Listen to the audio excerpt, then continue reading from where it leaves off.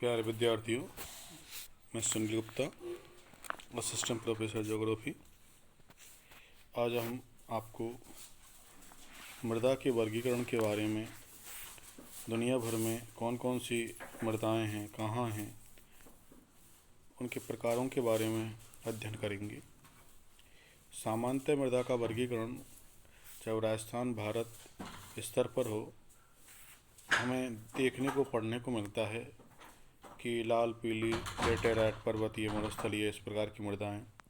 लेकिन यहाँ पर जो हम वर्गीकरण आपको समझाने और पढ़ाने जा रहे हैं, वो वर्गीकरण मृदा का एक वृहद वर्गीकरण है, जो कि वैज्ञानिक वर्गीकरण भी माना जाता है।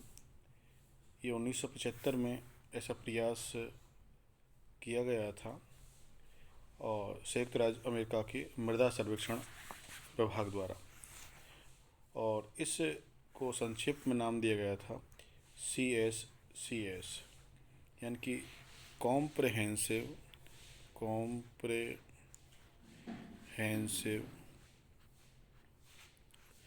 Soil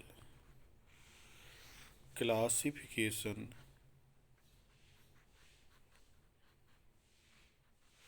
system.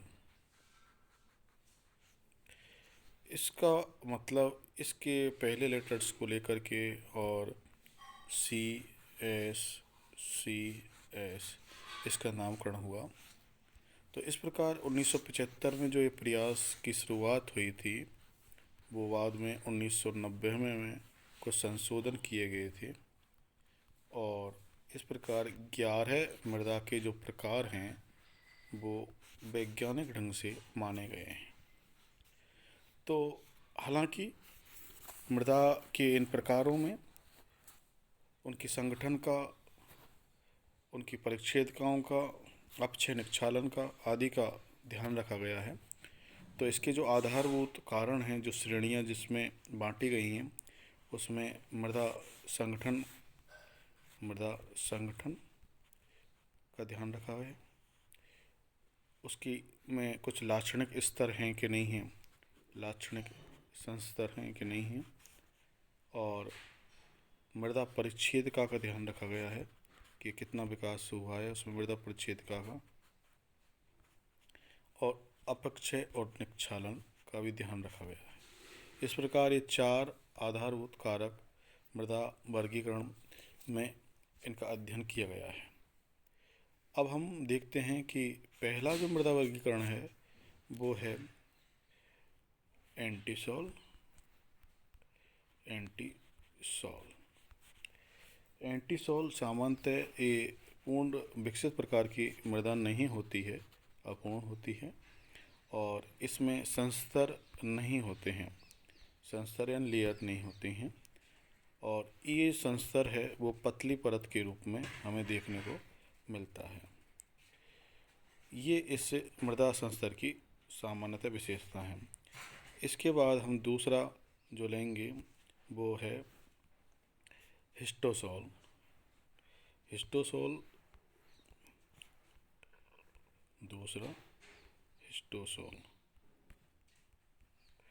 दूसरा मृदा प्रकार है ये। इसमें जैविक प्रकार की मृदाएं होती हैं, ये जैविक प्रकार की मृदाएं, और इसमें पर्याप्त जल रहता है, पर्याप्त जल इसमें रहता है।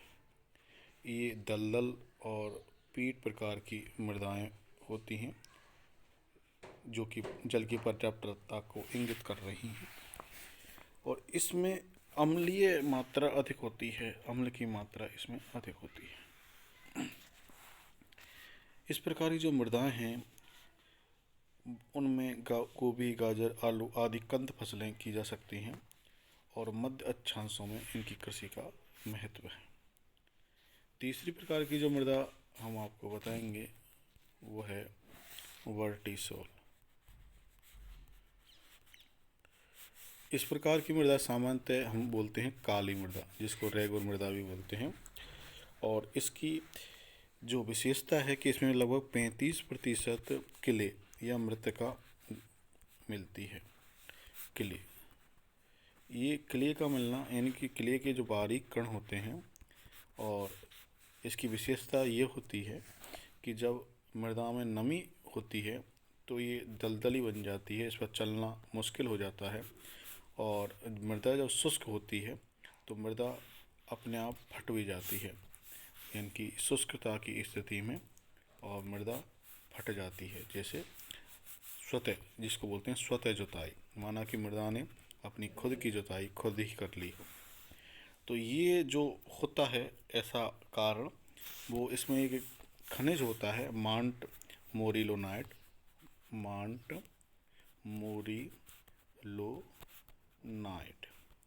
इस खनिज की वजह से इसमें नमी और शुष्कता में ये इस प्रकार की विशेषता देखने को मिलती है। इस प्रकार की मृदा का जो कार्य है वो निर्माण कार्यों में भी प्रयोग किया जाता है। इसके बाद चौथी जो मृदा है वो है इनसेप्टी सोल प्रकार की मृदा। ये इसमें संस्तरों का या लेयर्स का शीघ्र विकास, यानी अच्छी ढंग से विकास होता है। संस्तरों का शीघ्र विकास होता है इस प्रकार की मृदा में। और जल अधिक रहता है इसमें, कि जल की पर्याप्तता हो रहती है इसमें, जल की पर्याप्तता, यानी कि पौधे के लिए पर्याप्त जल मिल जाता है इसमें। और इसका बीज संस्तर भी होता है इसमें, बीज संस्तर। और ये लाल रंग वाली मृदाएं सामान्यतः होती हैं, लाल रंग होता है इनका, एक विशेषता इसकी लाल रंग की मृदा है। और सामान्यतः ये उष्णकटिबंधीय क्षेत्रों में मिलती हैं, उष्णकटिबंधीय क्षेत्रों में इस प्रकार की मृदाएं मिलती हैं। और इनका जो विकास है वो घास क्षेत्र में भी मिलता है। इसके बाद अगला लेंगे पांचवा एरिडोसोल। जैसा कि इसके नाम से ही और पता लग रहा है एरिडोसोल कि इस प्रकार की जो मृदाएं हैं वो शुष्क प्रकार की मृदाएं होती हैं, एरिड शुष्क होना। और लगभग 19% भूभाग पर ये 19.2% भूभाग पर ये मृदाएं विस्तृत हैं। जीवाश्म का ये शुष्क है तो जीवाश्म की भी कमी है, जीवाश्म की इसमें कमी मिलती है। और पादप को वर्ष के कम समय में ही वर्षा का जल प्राप्त होता है, यानी कम जल प्राप्त होता है, पौधों को कम जल प्राप्त होता है।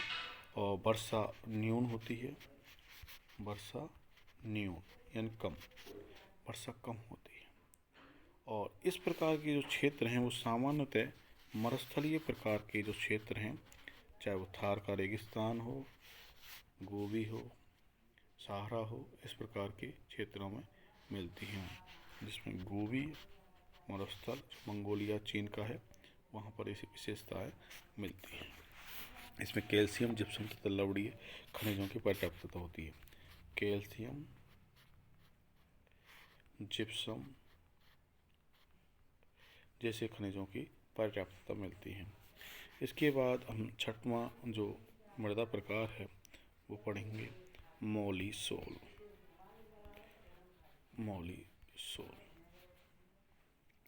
ये मृदाएं सूक्ष्म तापीय से और उष्णकटिबंधीय जलवायु वाले क्षेत्रों में मिलती हैं। और इस प्रकार की जो मृदा है उसमें निच्छालन तथा कैल्सिफिकेशन क्रियाएं होती हैं। देखो निच्छालन अभी मैंने आपको बताया था, इससे पहले लीचिंग, निच्छालन बोलते हैं लीचिंग को। लीचिंग में जब मृदा का जो आधार है, आधार को, इसमें मृदा की पतली परत है, और जब मृदा में अधिक वर्षा की वजह से और मृदा के जो बारीक कण हैं वो नीचे की तरफ आ जाते हैं, तो मृदा में मोटे कण ऊपर रह जाते हैं, मोटे कण तो ऊपर रह जाते हैं और बारीक कण नीचे जाते हैं, इस प्रकार। तो इसको बोलते हैं हम निच्छालन, हिंदी में, अंग्रेजी में बोलते हैं इसको लीचिंग। तो ये इस प्रकार की मृदा का विशेषता है। एक इसका गुण है कैल्सिफिकेशन या कैपिलरी सिस्टम, और उसमें मृदा में जब तापमान की मात्रा अधिक होती है उस क्षेत्र में है, तो ऐसी स्थिति में ये जैसे सतह है तो अधिक तापमान की वजह से जल का वाष्पीकरण होता है, तो जल जब अंदर से ऊपर की तरफ आता है तो वो अपने साथ कुछ कैल्शियम जैसे कणों को लाता है, तो ऊपर आकर के और जल तो वाष्पीकृत हो जाता है और कण ऊपर जम जाते हैं, तो इसको बोलते हैं हम कैल्सिफिकेशन। कैल्सिफिकेशन ये इसकी मृदा की विशेषता है, और इसमें ए तथा बी संस्तरों में कैल्शियम की मात्रा अधिक होती है कि इसमें, क्योंकि हम ये देखते हैं कि ए संस्तर और नीचे बी संस्तर में मृदा में कैल्शियम की मात्रा अधिक होती है। ये उपोष्णकटिबंधीय और मध्य अक्षांशों के क्षेत्रों में मिलते हैं। सामान्यतः ये क्षेत्र हैं जो इस प्रकार की मृदा के मिलने वाले स्थल हैं, उनमें घास के जो क्षेत्र हैं, चाहे वो स्टेपीज हो यूरेशिया का अथवा संयुक्त राज्य अमेरिका का और कनाडा का प्रेरीज और अर्जेंटीना का पंपाज हो, ये शीतोष्णकटिबंधीय घास स्थल हैं। तो इस प्रकार के क्षेत्रों में इस प्रकार मॉलिसॉल प्रकार की मृदा में देखने को मिलती है। सातवीं जो मृदा प्रकार है वो है अल्फीसॉल। ये मृदाएं आर्द्र जलवायु में मिलती हैं और इनमें बी संस्तर का संचयन होता है। जीवाश्म का इसमें अभाव मिलता है। इस प्रकार की मृदा में जीवाश्म का अभाव मिलता है और पौधों को मृदा जल 3 महीने ही उपलब्ध हो पाता है, यानी कि इसमें पौधों को जल कम मिलता है। इस प्रकार की जो मृदाएं हैं वो अमेरिका यानी कि यूएसए, यूरोप, साइबेरिया का जो क्षेत्र है वो, उत्तरी चीन, दक्षिणी ऑस्ट्रेलिया, पूर्वी ब्राज़ील, दक्षिणी अफ्रीका, उत्तरी ऑस्ट्रेलिया, इन क्षेत्रों में सामान्यतः इस प्रकार की मृदाएं मिलती हैं। ये कम उपजाऊ होती हैं, कृषि की दृष्टि से कम उपजाऊ होती हैं। अब इसके बाद अगला प्रकार है 8वां स्पोडोसॉल। स्पोडोसॉल 8वां प्रकार है। ये उत्तरी गोलार्ध के उत्तरी भाग में विस्तृत होती हैं, यानी कि उत्तरी गोलार्ध में, और इसका भी उत्तरी गोलार्ध का भी उत्तरी भाग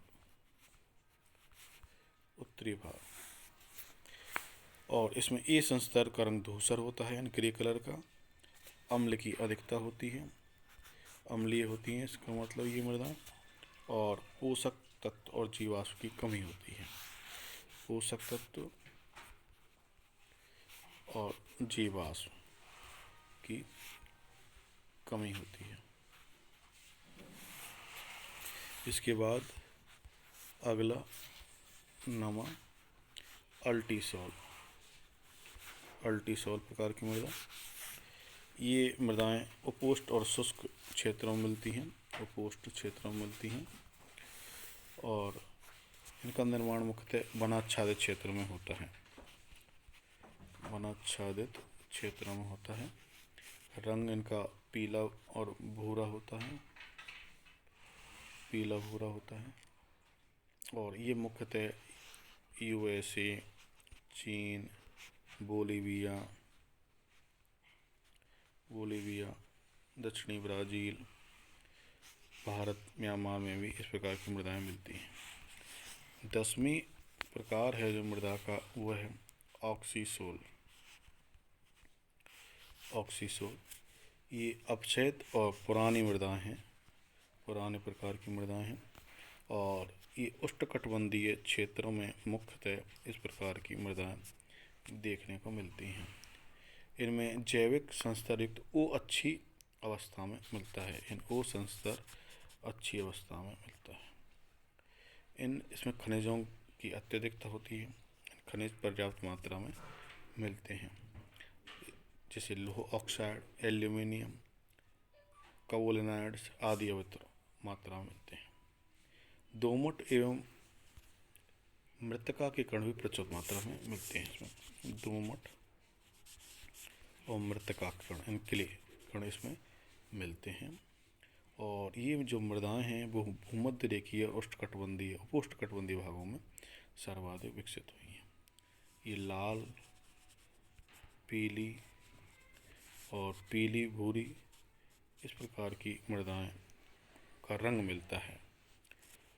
इसके बाद हम देखने को मिलेगा हमें 11वां अगली एंडीसोल। एंडीसोल मृदाएं, ये अभी मैंने इस वीडियो के पूर्व में बताया था 1990 में 11वां वर्गीकरण जोड़ा था। और इसके निर्माण को मूल पदार्थ नियंत्रित करते हैं। ये जो मूल पदार्थ हैं जिन पर ये मृदा का निर्माण होता है, तो मूल पदार्थ इस मृदा के निर्माण को नियंत्रित करते हैं। और इसका मूल पदार्थ क्या है? ज्वालामुखी राख। ज्वालामुखी राख मूल पदार्थ है। और परिप्रशांति महासागरीय क्षेत्र में जो ज्वालामुखी क्षेत्र हैं उनमें इसका सर्वाधिक विकास होता है। यानी प्रशांत महासागर का ये जो क्षेत्र है ये, तो इस क्षेत्र में और इस प्रकार की मृदा है एंडीसोल, उसका विकास अधिक होता है पर प्रशांत। और इनका इस क्षेत्र को फायर रिंग भी बोलते हैं, अग्निवलय, अग्निवलय बोलते हैं। और जैसे हवाई द्वीप, हवाई द्वीप जैसा कि यहाँ है हवाई द्वीप, ये प्रशांत महासागर में और अमेरिका का एक द्वीपीय राज्य है। तो इस प्रकार की मृदाओं में ज्वालामुखी राख की मात्रा अधिक होती है। आज हम इस वीडियो में इतना ही पढ़ेंगे, शेष जानकारी अगले वीडियो में।